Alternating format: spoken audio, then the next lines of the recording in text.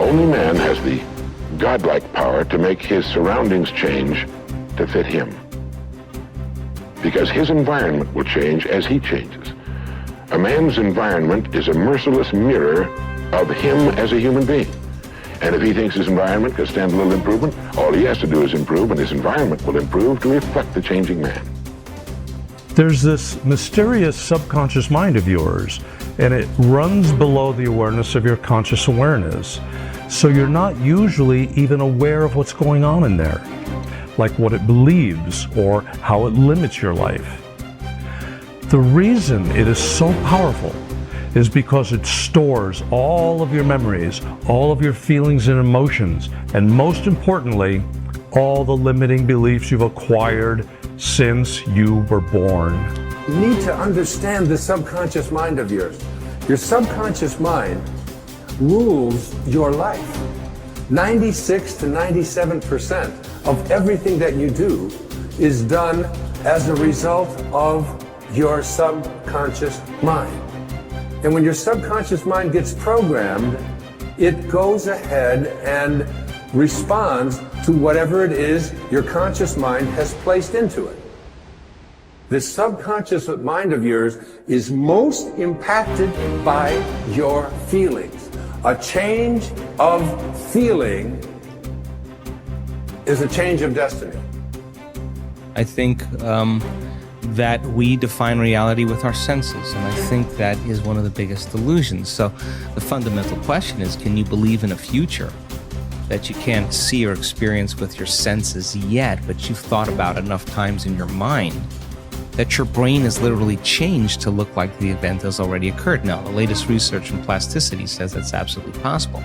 And can you select a new possibility in the quantum field and begin to emotionally embrace that future every single day to such a degree that your body, as the unconscious mind, the objective mind, does not know the difference between the experience in your life that's creating the emotion and the emotion that you're fabricating by thought alone, to the degree that you begin to signal new genes and new ways to change your body to look like the experience has already happened. Begin to act as would the person you most want to become. Now that is, if you were already in possession of the goal you're shooting for, how would you conduct yourself in all of your affairs? Well, do it now, and tomorrow, and the next day. Begin now to act the part of the person you most want to become, and you'll end by becoming that person. Subtly, in little ways, in the way you dress, in the way you talk, in the unfailing courtesy you show to every person with whom you come in contact.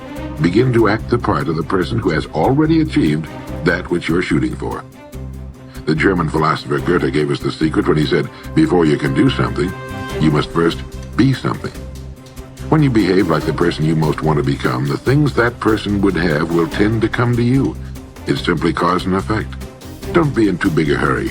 It takes longer to build a skyscraper than a chicken coop. Build slowly, steadily, and well. Then when you make it, you'll keep it. You'll stay on top. Your self-concept is your operating system.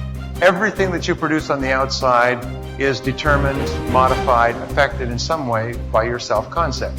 You cannot change what is being produced on the outside without changing your operating system. You always perform on the outside based on how you think on the inside. Now there are laws. The law of belief says that your beliefs become your realities.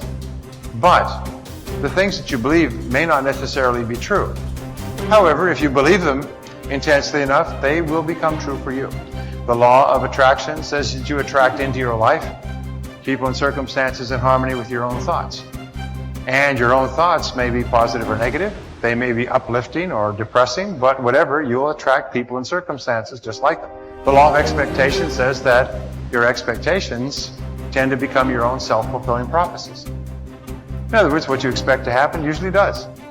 For instance, your expectations could be that you are destined to have an extraordinary life and be extremely successful. Is that no matter what happens, it's all part of a learning process that is leading you inevitably to great success, happiness, and accomplishment. And if you absolutely expect that to be true, if that's your fundamental belief, then over time that will become true. You'll be able to throw off the ups and downs of life. You'll be able to ignore the negative influences around you. If you confidently expect to be a great success, then by gum, you sure will be. No matter what people tell you, you just say, well, it'll be all right. Everything will work out fine. And we know that an attitude of confident expectation is a hallmark of highly successful people. They just expect to succeed more than they fail. They expect to keep making progress. They just confidently expect it. And surprise, surprise, your expectations affect your realities. What you experience on the outside is determined by how you think on the inside. As they say, you are not what you think you are, but what you think you are. Here's 2 excellent questions to jot down. And this is for mature people now, because these are kind of tough questions, especially one. Here's the first question. What's got you turned on? That's a good list to make. Here's what's got me turned on. Here's what's got me up early, staying up late, maximizing my abilities all day long. Here's the list of what's got me turned on. Now here's the next question. What's got you turned off? How come you don't have the zest and the vitality and the appetite for daily accomplishment? I started making a list of the things that had me turned off. And once I got that settled and then started making a list of what had me turned on and what would turn me on in the future, my life has never been the same. It was like a revolution, a personal revolution, a 180-degree turn. I can't say it strong enough. It's easy to get lazy in designing the day and designing the year and designing the future and designing what you want to accomplish and just cross your fingers and hope it'll all work out, that the favorable winds will blow it all your way. I'm telling you, it's not going to happen. So this is part of the exercise. It's just, buckling down, making this list. And you got to continue this long after we've, turned out the lights and we've all gone home. Keep this up. And one of the best ways to keep it up, I've already covered yesterday, is what? Teach it. Key is to teach it. Jan was right. You don't need recognition. Just go give everybody you can think of that deserves it recognition. And your own self-satisfaction is a recognition. Now, if they never put a crown on your head, who cares? One of the great rules, by the way, one of the most important of all principles, is to challenge your self-limiting beliefs. You see, we are all plagued by self-limiting beliefs. Beliefs that we tell ourselves, things that we tell ourselves to hold ourselves back. We hold ourselves back with self-limiting beliefs. We tell ourselves that we're limited in some way, when in reality, not true at all. In fact, Ernest Holmes, the great metaphysician, once said that all negativity is rooted essentially in the frustration of potential. People feel that they're capable of doing vastly more. Nelson Mandela said, our great problem is not that we feel that we are powerless, but that deep down inside we feel that we are powerful beyond measure. Which brings us to all performance, all improvement in personal performance begins with an improvement in your self-concept, in your beliefs about yourself. Good thinkers always prime the pump of ideas. They always look for things to get the thinking process started, because what you put in always impacts what comes out. Read books, review trade magazines, listen to tapes, and spend time with good thinkers. And when something intrigues you, whether it's someone else's idea or the seed of an idea that you've come up with yourself, keep it in front of you. Put it in writing and keep it somewhere in your favorite thinking place to stimulate your thinking. Spend time with the right people. As I worked on this section and bounced my ideas off of some key people so that my thoughts would be stretched, I realized something about myself. All of the people in my life whom I consider to be close friends or colleagues are thinkers. Now, I love all people. I try to be kind to everyone I meet, and I desire to add value to as many people as I can through conferences, books, audio lessons, etc. But the people I seek out and choose to spend time with all challenge me with their thinking and their actions. They are constantly trying to grow and learn. Every one of them is a good thinker. The writer of Proverbs observed that sharp people sharpen one another, just as iron sharpens iron. If you want to be a sharp thinker, be around sharp people.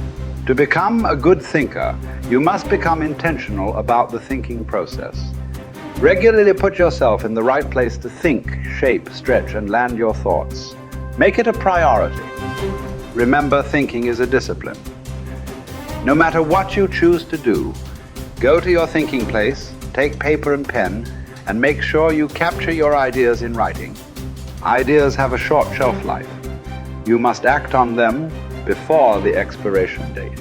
World Walleye flying ace Eddie Rickenbacker said it all when he remarked, I can give you a 6-word formula for success. Think things through. The follow through. To start the thinking process, you cannot rely on your feelings. In Failing Forward, I wrote that you can act your way into feeling long before you can feel your way into action. If you wait until you feel like doing something, you will likely never accomplish it. The same is true for thinking. You cannot wait until you feel like thinking to do it. However, I've found that once you engage in the process of good thinking, you can use your emotions to feed the process and create mental momentum. Try it for yourself. After you go through the disciplined process of thinking and enjoy some success, allow yourself to savor the moment and try riding the mental energy of that success. If you're like me, it's likely to spur additional thoughts and productive ideas. One good thought does not make a good life. The people who have one good thought and try to ride it for an entire career often end up unhappy or destitute. They are the one-hit wonders, the one-book authors, the one-message speakers, the one-time inventors who spend their life struggling to protect or promote their single idea. Success comes to those who have an entire mountain of gold that they continually mine, not those who find one nugget and try to live on it for 50 years. To become someone who can mine a lot of gold, you need to keep repeating the process of good thinking. Becoming a good thinker isn't overly complicated. It's a discipline.